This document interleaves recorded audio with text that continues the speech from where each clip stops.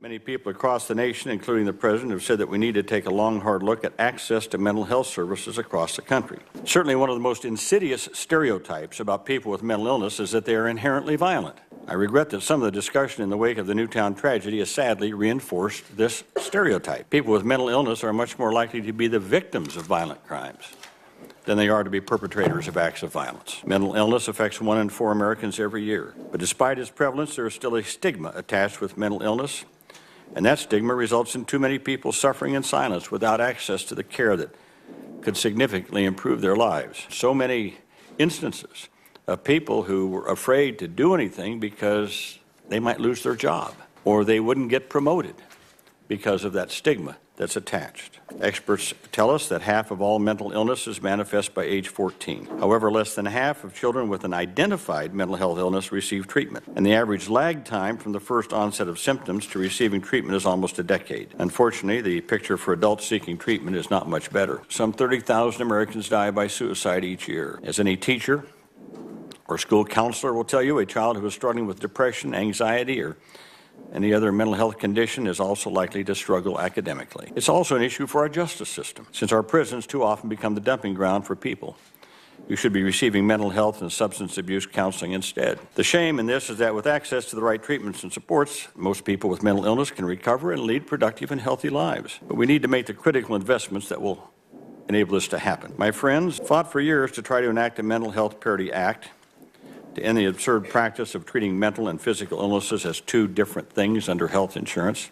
We finally passed that in 2008. However, I am sad to say it has been 4 years that we do not have any final rules on implementing this law.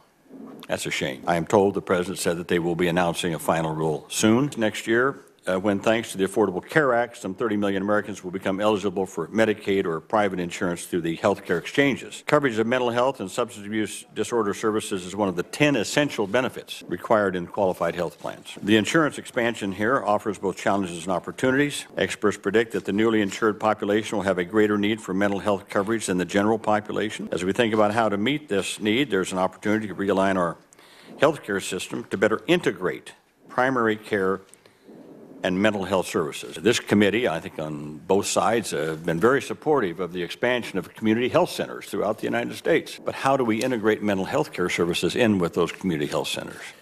Seems to me that the question before us is who needs help and who's there to provide the help. About 22% of Tennesseans reported having a mental illness last year. That's more than a million people. About 5% had a severe mental illness. That's nearly 250,000 Tennesseans. About 41,000 Tennesseans had a major depressive episode. The funding that helps meet the needs for that comes in some part from the federal government. About 22% of what Tennessee spends, I'm told, is federal dollars. The rest is state dollars. In the community services, state appropriations are about 70% of the mental health fund. So while the federal government has a role here, it's a support role and a supplementary role, and it's a role that ought to make things easier instead of harder. Individuals who need help, one group would be a 9-year-old boy who's always been pleasant but suddenly started defying his teachers and his grades slipped,